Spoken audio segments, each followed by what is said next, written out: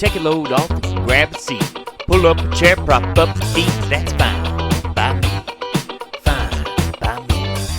Yeah. It's podcast time.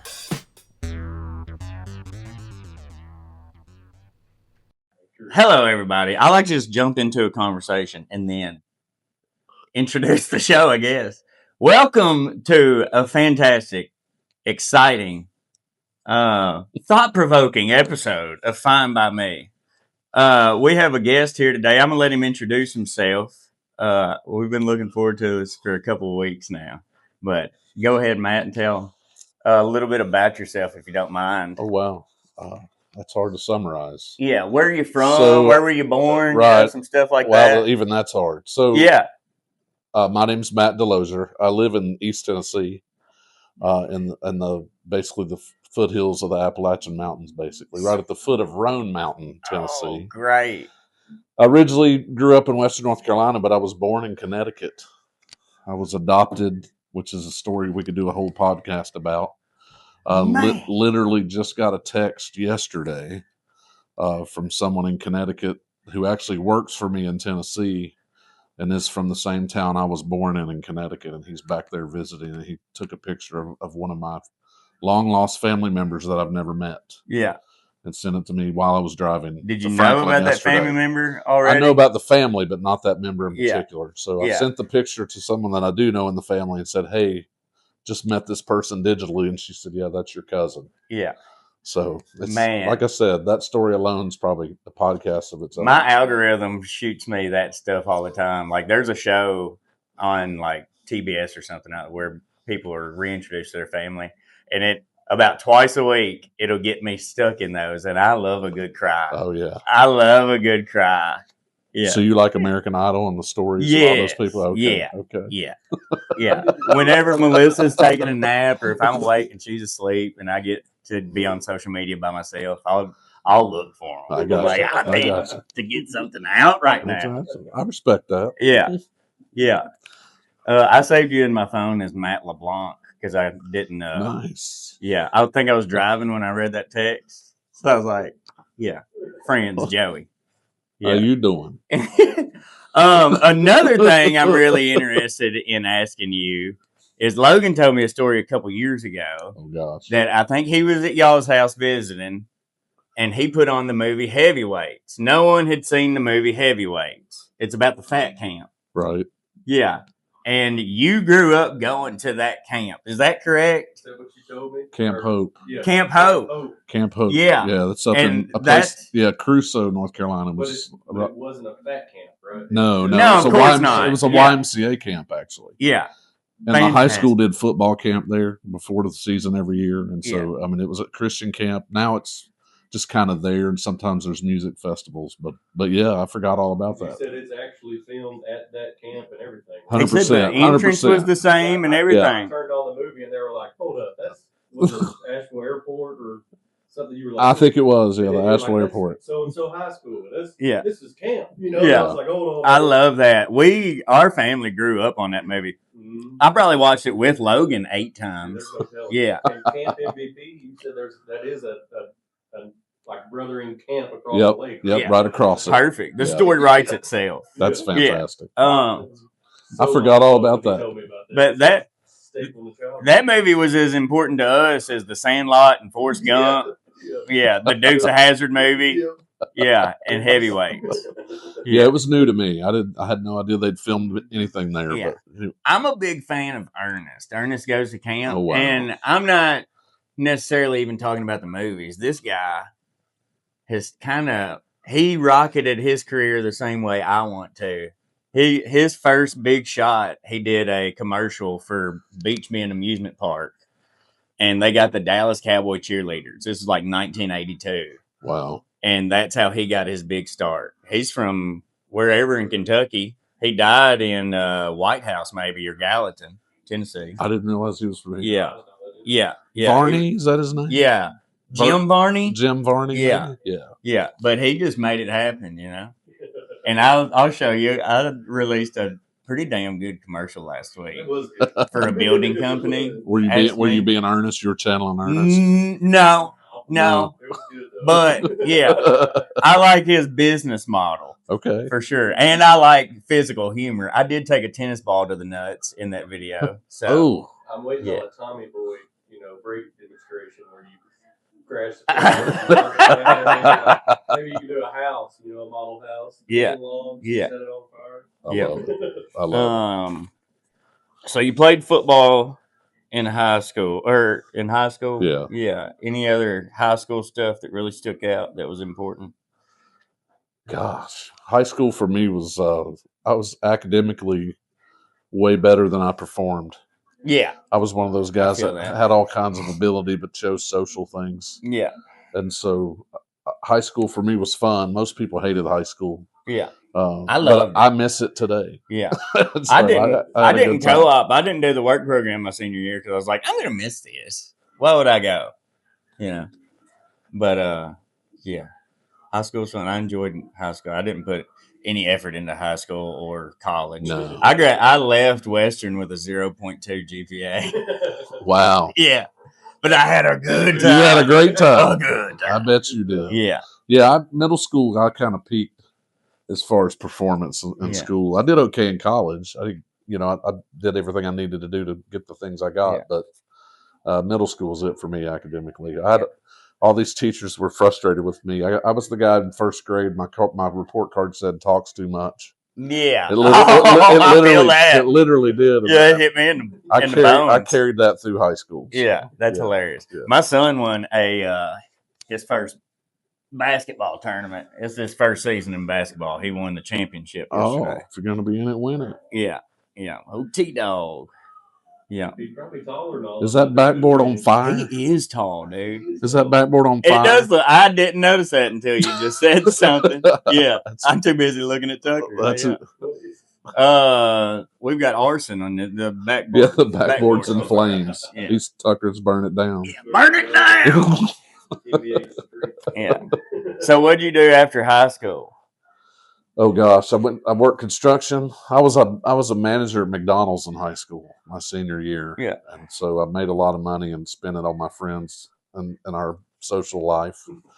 But I left to work construction where I did pipe fitting, a little bit of welding, but not certified. So I don't know what I was doing. All of my in-laws are Boilermakers. Okay. Yeah, all of them. Before my wife's parents had started having kids, they were in Alaska for like 5 years on big oil jobs. Big work. Yeah. Well, I was a fab shop guy, so I didn't have to go out on site too much. I worked in South Carolina at a DuPont plant. Doing a little bit of millwright work, but mostly pipe fitting and a little bit of welding. Yeah. So did that, and then I went in the military because I needed to get gone. Yeah. And try something else. I was kind of in a circle of not people, but just habits and a lifestyle that wasn't working. Yeah. And so I chose the Army as a way to get out. And so had a short but what I'd call a cool career in the Army. I have a left knee that is literally hurting me today. That's what I call my parting gift from the Army. Yeah. When you lose on a game show, it's your parting gift. So yeah. When I left the Army, that's what they gave me. And so I probably should have stayed, but I got advice to leave because of my injury and that it was going to keep me from being promoted and doing the other things that I'd worked hard to be good at in there. So yeah. It was a short-lived thing, but I was there almost 5 years. So I haven't jumped out of a plane yet. I haven't done that. It's not all it's cracked up to be. Yeah, but one time, one time. Well, if you're gonna do it from way higher than an airborne guy does. My wife was a paramedic on the life evac helicopter. Okay. Yeah. Okay. So she's an adrenaline junkie. I don't care about any of it either. I love it. I watched Alex Honnold climb that skyscraper on Netflix last week. I saw just the commercial. I love that stuff. Could you? Could you do it? I don't think I could physically climb that. I don't know if I could get off the ground. Really, because the first piece of crap that he climbed was the slickest metal I've ever seen in my life, and I was like, "How did you even do it?" Did you see it, Logan? I haven't watched it. I watched him climb the. Didn't he do a big mountain? Free solo. He did El Capitan. Yeah. Didn't you free solo the cell phone tower on Rapids Road when we were growing up? Yeah, but that's just a ladder. Yeah.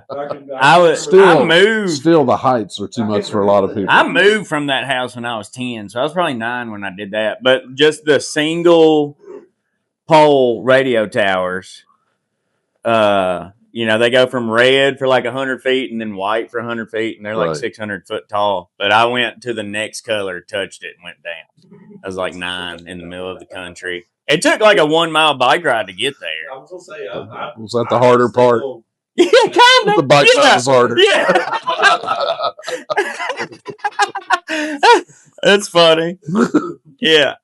So did somebody dare you to do that, or you just no? I had to do it. Okay. It was the conqueror in me. I got you. Yes. I got you. I also, me and my buddy Dustin Grace, we used to have Margarita Wednesdays, and we would drink a pitcher of margarita on Wednesday nights.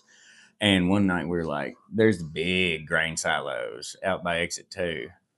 And we were like, I've always wanted to climb those. So we went home and got all of our black clothes on, and we climbed under the fence, and we climbed those monster silos. Yeah. Well, you're drinking it, you might as well climb it. Yeah. Right. That might have been our 1 year anniversary of grain. That might have been our 1 year anniversary of Margarita Wednesday. So I think we drank a pitcher each. Yeah. And you're still here. Yes. And you're still here. Still here. By the grace of God. By the grace of Boy, God. Boy, I tell you what. Yeah. He changed my life drastically the last 3 years. Okay. It has been a great ride.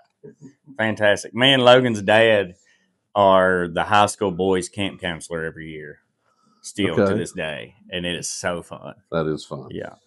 And my kids, I think this is my kids' first year of being old enough to go. So I'm jacked up. And then Max is going to be. More years. Yeah. Ready. Yeah. I'm ready to go. That's a whole nother perspective. Yeah. That's cool. So much fun. I've got written down here rock band ? Oh gosh. That's one of those legends in your own mind kind of deal. Yeah. No, I know exactly what you mean. I fancied myself a drummer. Yeah. But I hung around people that really knew what they were doing. And so I called myself part of the band, I guess. Yeah. I'm actually more of a songwriter than I am a player. Yeah. And so I wrote a lot of things for a lot of people. And so I wouldn't say that I was a great musician, but I was part of the band. Yeah. I put it that way. But so I was the manager and the songwriter and the guy that talked everybody out of some stupid stuff. The wise older brother. Yeah, some of those guys I played, it was rock music. That was 80s rock music. So it was, hair metal, they call it today, which I don't really like that term, but everybody had crazy hair then, not just metalheads. Yeah. So yeah, that was a fun time, but it's one of those things that just sticks with you. Just like you, I bet when you were 16 or 17, you still listen to some of that. Oh yeah, or you still like some of that for stuff. Sure. So it's just in you, and it's part of you. I was the front man for a bluegrass band for a long time, and we would just do local stuff. Here, $100 gigs, right? But it was a blast. Oh yeah. I can blow the shit out of a harmonica. If I have a live band, I'm a lot better. Like if I'm feeling the energy of a live band, I'm a lot better. Right. I can play a little bit along with the radio and stuff at home, but yeah, I love. Oh, my harmonica's right here. Uh-huh. I love blowing harmonica. Speaking of metal bands, I watched a documentary the other day. Dee Snider from Twisted Sister famously never taken any drugs, never drank, nothing like that. Well, and he's still a beast. Yeah, aging great. Well, he's got like this severe arthritis and a couple different small health problems. So they documented he did a mushroom trip, and his kids did a little documentary about it. Wow. And let's see. That's recent? Yeah. Wow. Yeah. And he talked, it was like they interviewed him before and after and kind of filmed a little bit during, not a whole bunch, but. So he's probably what, 65? Maybe 72. Who knows? I don't know.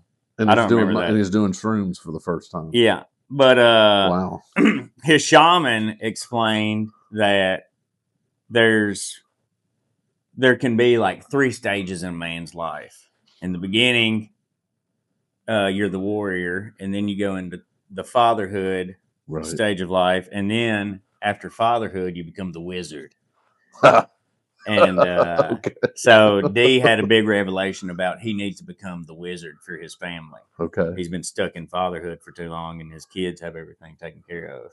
Okay. And so I just thought that was an knowing how to interesting thought. transition, that's pretty cool. Yeah, I just thought that was an interesting thought. So he sold a copyright to all his, to his big songs, like about 3 years ago for millions of dollars. So somebody else owns his music now. Okay. He can still go perform it live. Yeah. And so all those people can, but he sold it and said he was, he's going to give the money to his kids so they didn't have to try to divvy it out or figure it out. So maybe that was the beginning of being the wizard, or the end of being the father anyway, providing for him. So. His son has a really successful podcast that my wife listens to that's called Acid is for Squares. Okay. And it's an hallucinogenic. Oh, wow. So they've had a lot of scientists and stuff on their podcast, and that's what kind of influenced D to make his decision, because he had heard enough evidence to be like, okay, this is safe, and it could provide me with something to heal my body and my mind in some places that I needed to. Wow. So, yeah, that was fun to watch. And Twisted Sisters touring next year. Yeah. He looks like he's back together for like he looks like he's still got 30 good years. Oh yeah, he's a monster. He is a monster. Yeah. So let's see. Okay, so we did Rock Band and we did Airborne. Did you have, where were you jumping out of planes at? Just in training. Yeah. I didn't have any of that combat stuff. Yeah. So if you go to airborne school, you jump 3 times. They call you 3 jump chump.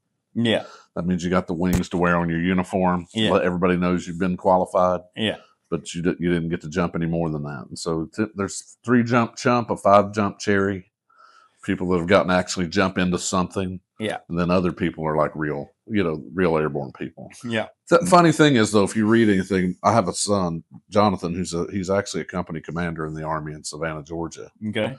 And hello, John. He'll tell you that he thinks, I probably don't want to dime him out online too much, but that airborne it's just antiquated. There's no reason to do it anymore. Yeah. It's just kind of it's a show anymore of military might. Yeah. But people throwing themselves out of airplanes anymore when they can put you down on a postage stamp with other equipment is kind of silly. Yeah. Plus, they can find you in the dark. Even if you jump in the dark now, they can pick you out of the sky. The enemy can't, because everybody has GPS and lasers. And so it's just kind of an antiquated way to do war. Yeah. But it's still cool. People think it's cool that people do it, but most guys that do it after about the 2nd or 3rd jump, they're like, "This is no point in this anymore. There's no military reason to do this." Yeah. So there's a few special forces reasons to do that, but for the most part, antiquated. Yeah. So, and those guys, they could probably do it when they were 12 years old. The special forces guys are just born. They're born to do that with the innate knowledge of how to kill. There's a guy that I was in with who's he's an ICE agent right now, and he's actually retired, I think, a couple times, and they keep calling him back. When I met him in the Army, I always just used to look at him and was like, "Is he real?" It's almost like he was fake. It's like they pay him to act like that, because there's no way. There was nothing about him that wasn't in the Army. You know? Everything personal about him was about the Army. It was just strange how much of a soldier he was. All business. Yeah, and so the fact that he had a career that he had, I actually had a conversation with him one time and asked him if he could come teach a class for me in a college. Yeah, and he said, "Can I introduce myself and tell them what I do?" And I was like, "Well, what does that mean?" And he goes, "Well, when they ask me, I tell them I'm a professional badass." And he does it to kind of break the ice, but he had a pretty one of those Jason Bourne kind of careers. Yeah, he's not Jason Bourne, but yeah. So the fact that he was a real human being and I got to know him was kind of strange, because he's different. Do you remember Matt Aiken from growing up at Church of Christ? Yeah. We had this really built farm kid, and he was innocent and sweet and nice as he could be, but he was just the most jacked individual I've ever. Yeah, and nice and kind. Well, somebody put a bug in his ear at the gym one night. They were like, "You would make a great Marine." And the next day, he went to the Marine Corps office, and 3 days later, he was gone. Oh, wow! And hadn't been back to Franklin hardly since. I was gonna say, I don't know. Yeah, but he was the door kicker in Afghanistan. Right. Yeah, and they say that he's got these scars all over him where he's been, shrapnel, bullet wounds, everything like that. But Mom wouldn't let me sign up. I was like a couple days away from. I was 17 years old. I was a couple days away from signing myself over to the Marines, and Mom wouldn't sign that signature, and that's what kept me. And then, like the end of the school year came around, and I was like, I'll just go to Western for a little bit. But could you imagine? No. Yeah. I remember you taking me to the AGR house when I was younger. Yeah. Showing me your room and stuff. I remember walking in there like, I've never seen nothing like this in my life. Yeah. Yeah. In Spartacus. Yeah. I had a great pickup truck back then. Our family's always had great pickup trucks. So you wanted to go in the military? Yeah, I was, but I was Okay. 17, so I was going to have to sign my, Sure. My mom was going to have to sign the rights over. And then that like extra 5 months of thinking just slowed you down. I'm just going to go to Western. I got you. Yeah. I got you. Yeah. Okay. And then I started kind of construction, framing houses, and then I worked at a horse farm for a couple of years, which was a lot of fun. And that's where I have my basis. I'm a rodeo clown now. I heard that. I Yeah. listened to your podcast about, what has that been, 7 or 8 months ago, maybe? It's not been a year ago, was it? Rodeo clown may have been a few weeks ago. When you had, I did Well, he was have- talking about going to do it. When did I have one? I had one this month, this past month. Yeah, probably. Or you had Yeah, and I had the rodeo announcer, who's also an auctioneer. I had him on Okay. a few weeks ago as well. Yeah, and that was a fun episode. The first episode I ever seen was Josh's. Yeah, the Bass Pro story. Man, Okay. Man, Yeah, Melissa, she dies laughing about maybe once every 2 weeks, and Josh's Bass Pro story will do it every time. It's so good. It's so good. It's so good. Yeah. I would like to recreate it one day. Yeah. I've been having a lot of fun making videos and editing videos lately. So maybe this time next year I'll just be making coffee and commercials, There you go. Why Coffee not? and commercials. Yeah. There's a podcast. Yeah. Yeah. There's a guy, I had this perverted dude that I was working construction with, and he would follow this coffee shop in like Seattle, and the baristas were all in bikinis, and it would be a Facebook Live, and he would just keep it on in the truck while he was driving. And I was like, we can't listen to Bob and Tom or something? Yeah. Wow. Yeah, Lee. Wow. He's driving Okay. with no hands. All right. So after the military, what happened? Oh man, I had a million jobs. I did so many different things trying to figure out what I wanted to do. I drove a truck over the road for Schneider. If you've seen the big orange trucks that are governed and piss off all the other truck drivers because they won't get out of the way. They're not going fast enough. Yeah. I did that for a while. I jumped in and out of several different things. Then I finally went to college. I decided I'd solved all the world's problems through a windshield with a CB talking to people. Yeah. And so I figured I'd go really learn something. But, we used to get them at the truck stop. We would have CBs and pickup trucks, and we'd just argue with them. We'd hear Oh, it yeah. all. Yeah. Oh, yeah. For sure. That's fun. And so I went to college and just kind of started making my way through that. I did youth ministry Fun. for a while. And while I was doing that job, a guy who owned an oil company came up to me and said, I'd done some presentation or I taught something.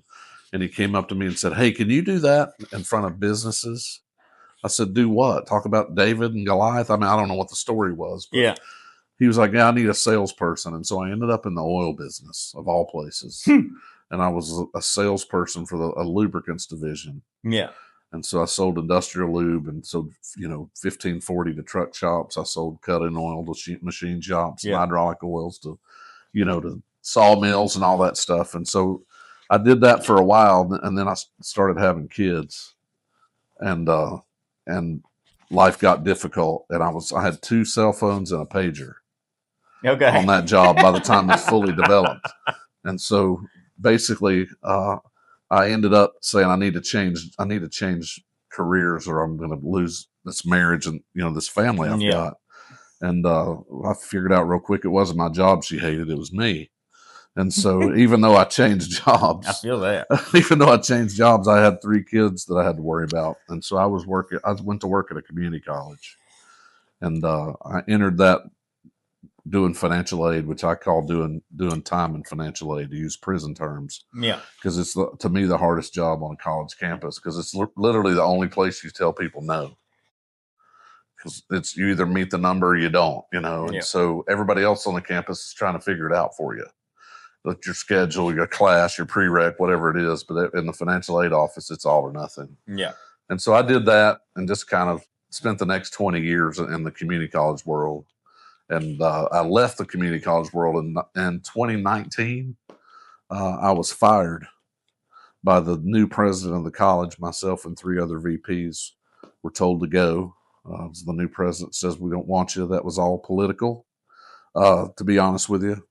Never a negative evaluation about anything, but So you were the vice president.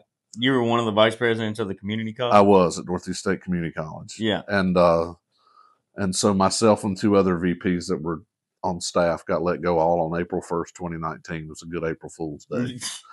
And so hey, that's the day my parents got divorced when I was 8. I was like, what hey, a day. April Fools. Yeah. What a day. Yeah.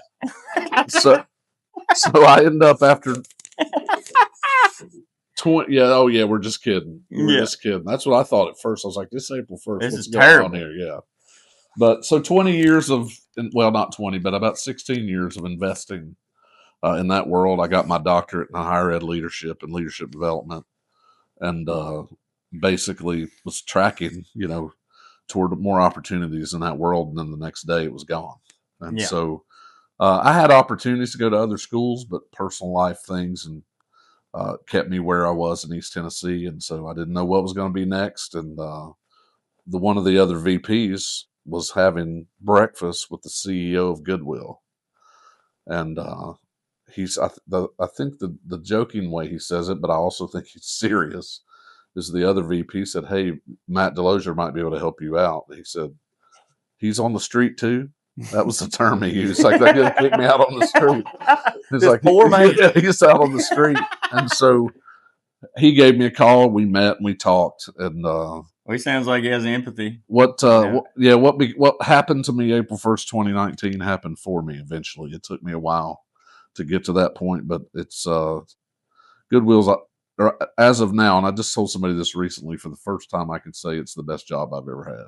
Yeah. And it's hard to beat the Army.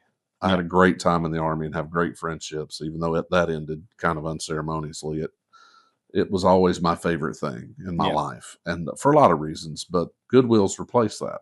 Yeah. Because not just what we do, but how we do it. And so I'm pretty proud of what we do there. So most people don't understand Goodwill and the depth of it, but I do. Yeah. I see the value so much in being able to go in there, because I don't buy clothes for myself. Right. Like, I'm not going to spend, $40 on a button up.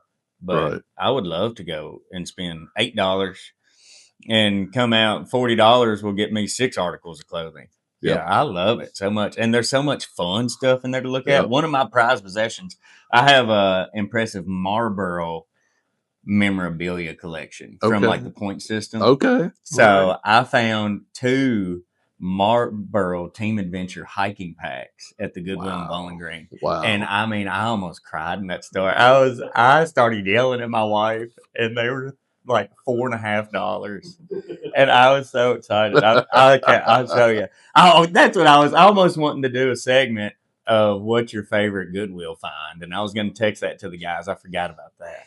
But yeah. So you're an antique guy. I am. I'm a collector. Yeah. So we have shoppers who just need clothes. Yeah. We have resellers. About 40% of Goodwill participants or customers are resellers. Yeah. I mean, it's their own business. Yeah. So we're sustaining other businesses. It's not just our employees. Yeah, for sure. But then there's people like you that are like Nick Cage and want to find the Declaration of Independence on the back of a painting. There's the Declaration right there. There you go. See, like you're peeling back the corner going, what's under that? And so, you're meeting all those needs, scratching all those itches in Goodwill, but at the same time, you're creating jobs for people who may not have had one. Yeah. So, but what's your best? What is the Marlboro stuff your best find? Probably. I mean, I probably got some futons in college and in that area of my life that I desperately needed at the time. I probably got some furniture for $12 that otherwise I wouldn't have had nothing. Right. You know, I mean, yeah. And I like going to like Hendersonville and Nashville. You can go to the nicer parts of town, Sure. and the quality of the product goes up. And you're like, damn, this is a Oh, yeah. Lacoste shirt. You know, this is a $90 shirt. You should go to the ones out on the West Coast, like in Oregon and Washington. Yeah. It's all Patagonia. Well, next time you go, it's all Columbia. It's, it's like all that stuff. Yeah. Yeah, sports gear. You get into like a mountain town and you can start finding skiing and sports gear and stuff like that. Yeah. So my kids had this football toy box. I don't know if Jonathan's told you this story. He just told me this when I was down in Savannah.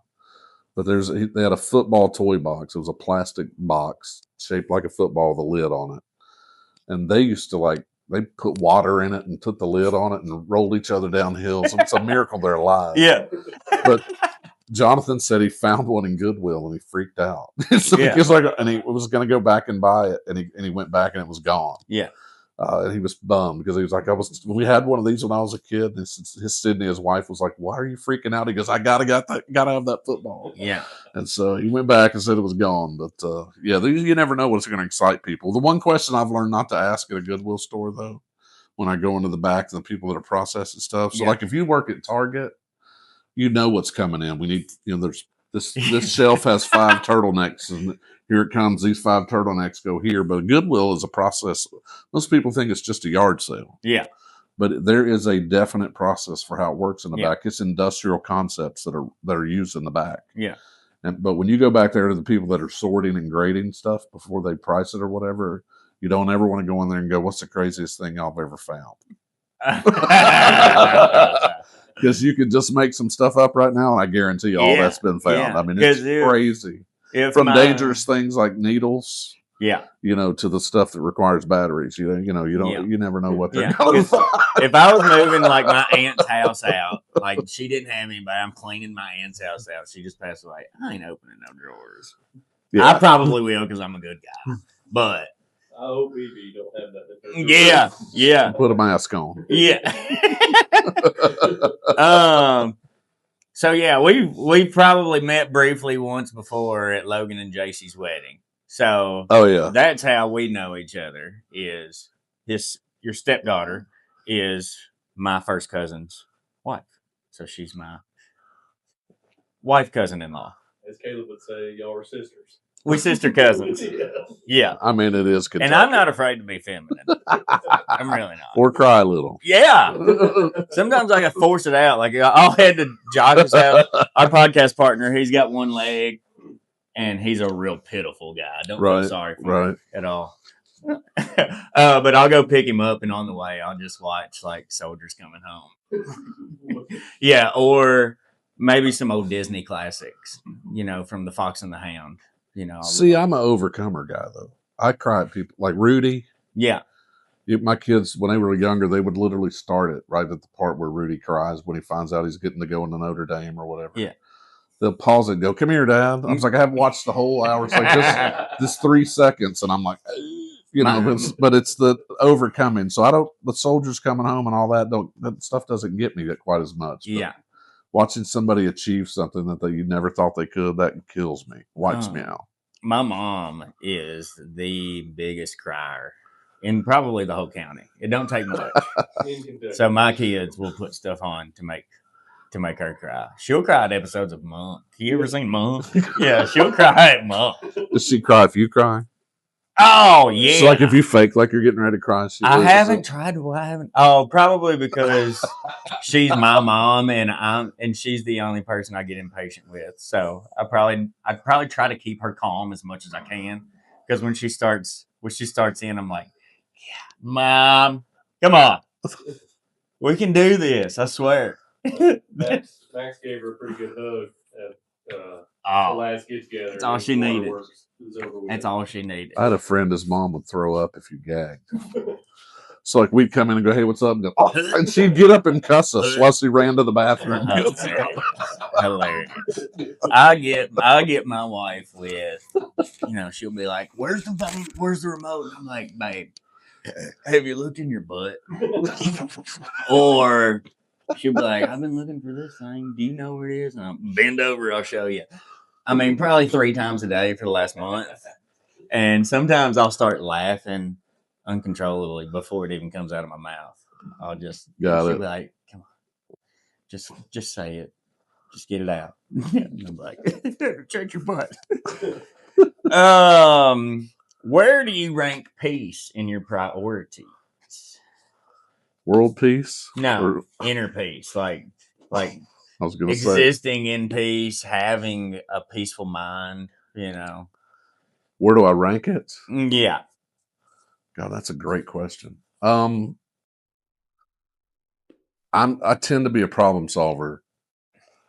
So Yeah. I ask a lot of questions and I get peace from answers. Yeah.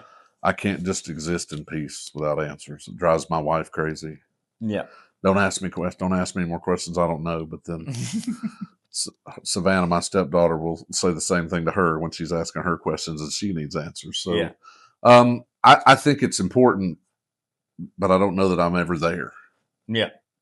To be completely honest. Yeah. That's probably troubling to think about, but I think I'm constantly asking questions and trying to figure out how it can be better or what's really going on. And so to me, that's where peace comes from, is understanding.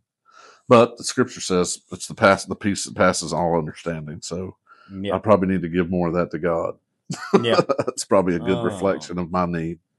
Yeah, I brought so much in my first marriage. I brought so much chaos in my life with so much chaos. And it's become the way that I know I can control myself and control my, desires and temptation. Like if I can find peace, then I won't have so many worrying and anxious thoughts. Anxiety is what Right. gets me, kills me.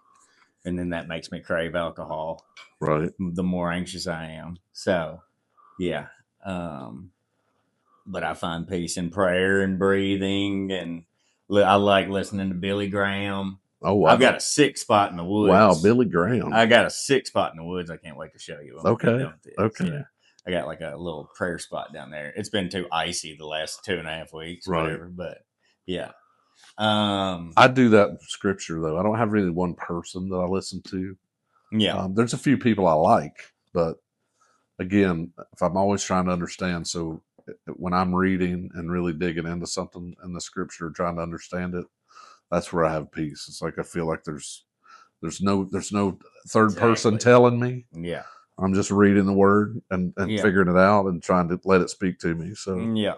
Yeah. And then when something sticks to you and you kind of dwell on it for a few extra minutes, I was reading in Luke the other day, and like when the angel came to Mary and told her the plan that she was going to have right. a child, and then her reaction was, use me the way that you wish. Right. And just that, her giving up and giving in and following, like with no hesitation, that really stuck with me. I like that a whole bunch.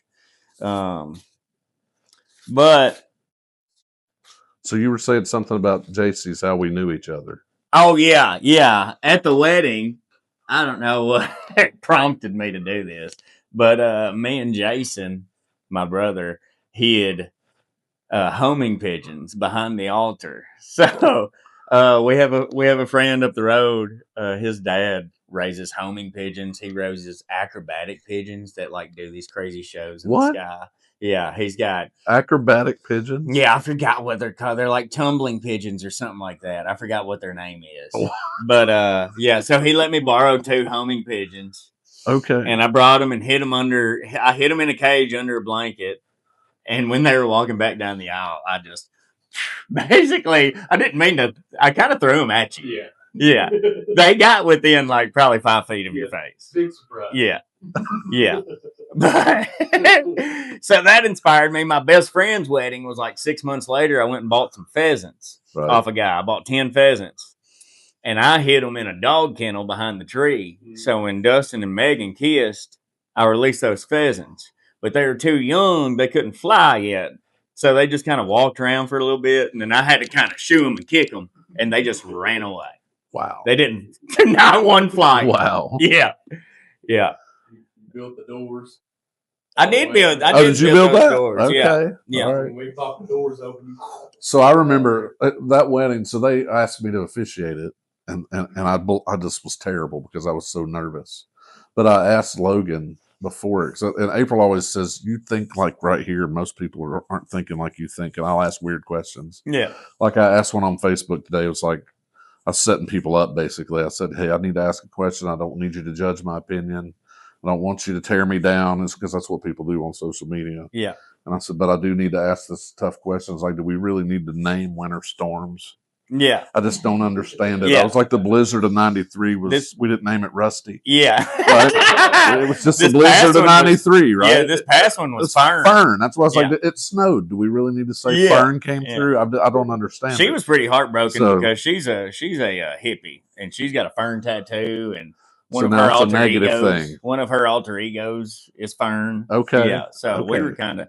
I mean, we enjoyed the storm as much as we could, but yeah, she doesn't like the cold. Right. So she took high offense to that.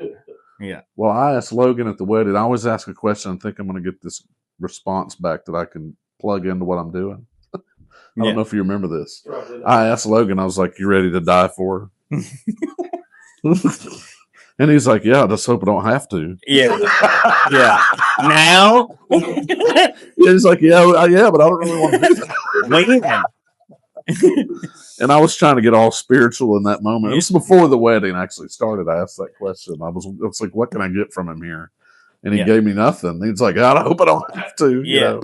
But it was funny. So, but in true family fashion, Ethan, one of my other sons, he comes up to me, and Ethan's the critic. If you know anything about Ethan, he's a critic, right? He's just like Sounds me. like Josh. He's just like me. Yeah. And he ends every phrase with, "It's just the truth." I hate to tell you, but it's just the truth. He just tell you what he thinks, and he always has. So he gets that from me.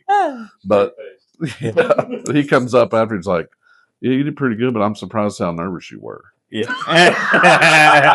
Thanks, man. So you can see it on my face. I love you too, son. Yeah, so you can see it on my face. Okay. Perfect.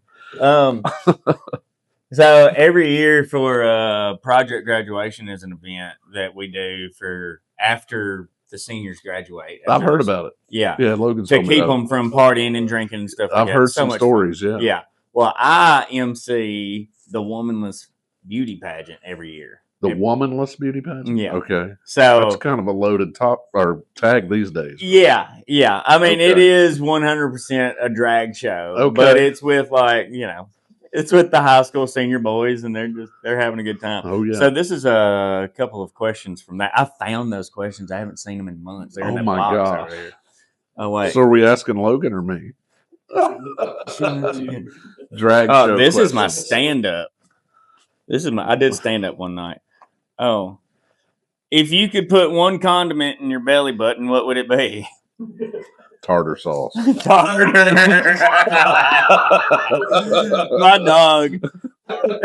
My wife, every night, she hadn't done it as much recently, but we'll be laying in bed and the dog will have these sad eyes, and my wife will lift my shirt up and pat my belly button, and Pearl will come lick it clean. She trained her to do this. Right. Okay, yeah. Okay. She trained her to do this when she was a puppy, and now sometimes she'll get the side eyes, and Melissa will be like, "You need the belly button," and she'll. So, how do you feel when that's happening? I feel like I'm providing joy for my wife. Okay. She loves seeing me uncomfortable. The spinny rides at Beach Bend, she dies laughing because I turn green. I put on a show for her, and I'm like, "Oh my God, I'm never gonna be the same." And she'll just die laughing. Yeah, She likes seeing me uncomfortable. She likes popping my pimples.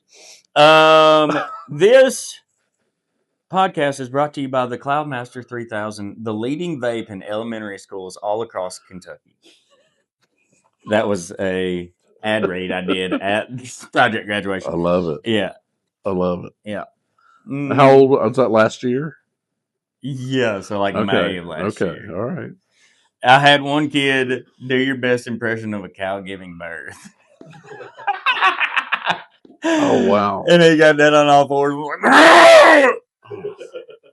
If you had a mating call, what would it be? Do I have to do it? You Describe don't. it? You don't. You can describe it. Yeah. I'll go back to the beginning. How you doing? There we go. Oh, yeah. That was up, baby. Hell yeah. Full circle. I love it when that happens.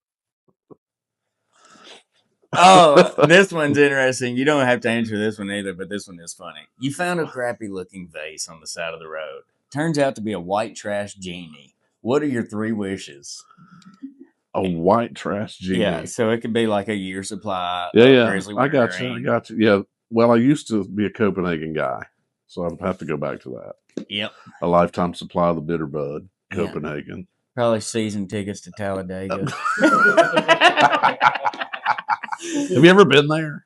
No, Okay. I would love to. Can we make a trip? So I went a long time ago, and they govern these engines, and so everybody runs the same speed now. Yeah.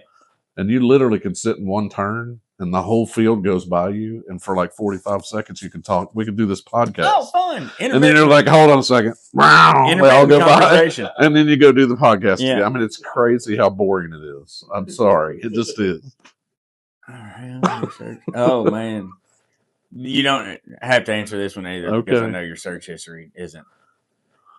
Search history. But this one says, would you rather have to speak all your thoughts out loud for a week or have your search history printed and read to your parents? That's one of the questions. That's a good one for kids. Would you rather hang out with Taylor Swift on a yacht for a day or have a giraffe bite 2 of your fingers off, and why? And the kid chose giraffe biting his fingers off. So I'd take her just because I like songwriters. Yeah. And while I'm not into her music, I think she's a good songwriter. And yeah, so for sure. Lyrically, she I like figured her. out. Yeah. She figured out a like a cheat code for her demographic because the women, and there are millions of them that love her. Oh yeah. Yeah. I mean, she could do nothing wrong. Do mermaids have babies or lay eggs? Got to be eggs. I think so. It's the bottom fish. That means mermaid males, they have to go and just. What is that? That's how fish. That's how their eggs. You're mating. We watched the fish documentary the other day. That's how fish fertilize their eggs. The females just lay them on the ground, and the men come with their sperm and just sperm on them. So do they applaud each other? Where's the joy? Where is the joy? It's in the. It's like, is the guy going, oh, God, I got to go do this right now. Yeah, I think he's happy. Fish is like, I'm just tired. Yeah, I've got a headache. I'm just going to put I this just here. worked at 12. Do it yourself. Do it yourself.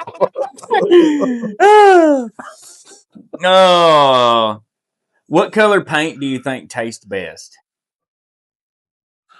Oh, Lord, red. Yeah. Oh, we got a lot of green in this house. I think I could convince myself that green was maybe guacamole. Guacamole. Would you rather fight 15 really old people or 15 6-year-olds? Yeah, that's brutal. My 6-year-old is tough. Yeah. 6-year-olds, they're fun. Yeah, you can toss them. They keep coming back. The old people be done. Oh, if you were a fart, would you be loud and proud or silent and deadly, and why? I'm loud and proud all the time. Yeah. Yeah. And I think it's the funniest thing. Even when people get mad, I cleared the garage. Right center. Yeah, I cleared the garage at Christmas and Thanksgiving. 3 years standing. Yeah, with farts from the deviled eggs. Oh, Everybody's in there playing left, right, center, and everybody's like, "We gotta go." that's brutal. And I'm dying laughing. I mean, hyperventilating laughing. You can't leave it. It's there. It sticks to you. Yeah. Did I see Trump on that card? You did, but that was funny to ask 18-year-olds. Okay. You know? All right. I just saw Trump is all I saw. Like, oh, I think it was if you could ask him one question, what would it be? Oh, wow. I'd say why. Yeah. Why'd you say it like that? And I would also, on behalf of Fine by Me, like to congratulate you for staying off the Epstein list. Oh, yeah. Yeah. Well, they keep releasing. I don't know. They keep releasing files. It's like, is that it? How far have they really done? Is that it? Yeah. 3 million pages. Was that it? This one, I don't know if you're gonna have one for this one, but what's the strangest rumor you ever heard about yourself? It's a weird thing for me to write down. I don't know if I've heard one about myself. Yeah, I can't think of one either, really. What are some answers you got? I can't remember. I probably threw that. Okay. I probably put that card in the back when I came to That's it. a good question, though. But Yeah. I don't really know what. Who was your first crush, and what attracted you to them? Oh gosh, does 3rd grade count? Oh yeah, absolutely. So yeah, the first time you remember. There was a girl. She's still a friend of mine. I don't get to see her often, but we went all through school together. Her name was Darla Henson, or is Darla Henson. She had the prettiest smile. Darla Henson is such and the a prettiest Southern hair name.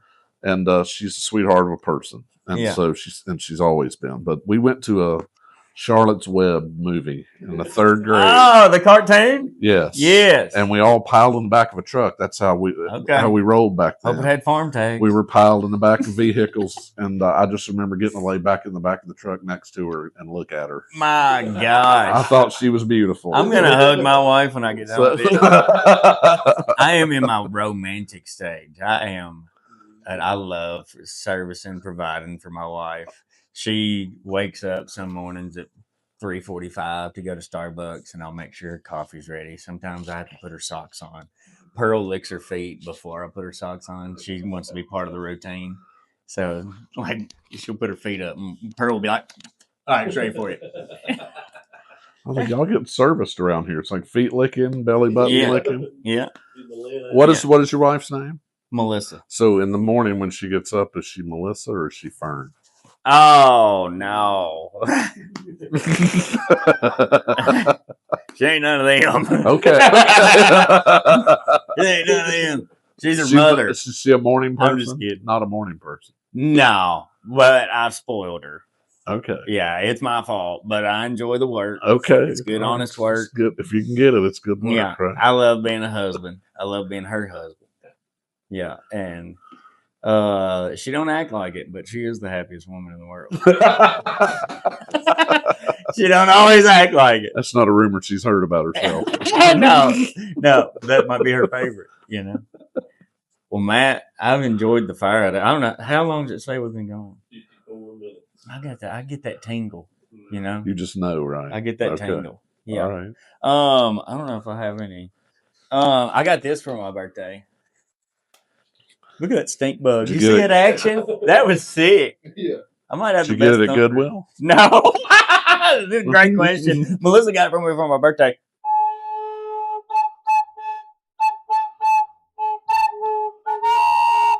Is that like the recorder? Like Mr. Tumnus in Chronicles of Narnia. Well, it's supposed to kind of be like this chamber continuously flows, kind of like a bagpipe. Okay. How it always plays one note, and then you can play more notes on top of it. That's what this is supposed to. But I got to take some online classes or something. I don't know. Which reminds me, I would like to thank Hooked on Phonics for allowing me to be here, get this far in my life. Wouldn't be the same without you. That's an unpaid sponsorship. Yeah. So the Kentucky Goodwill probably has some skills training that might help you with it. Yeah.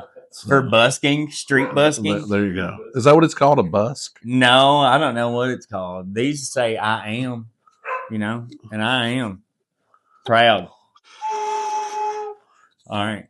This has been fantastic. I've really enjoyed getting to know you. Yeah, man. We're brothers for life. For life. Yeah. I can't wait to give y'all a tour. Logan, thank you for setting all this up.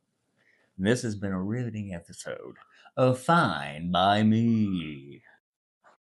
West Coast,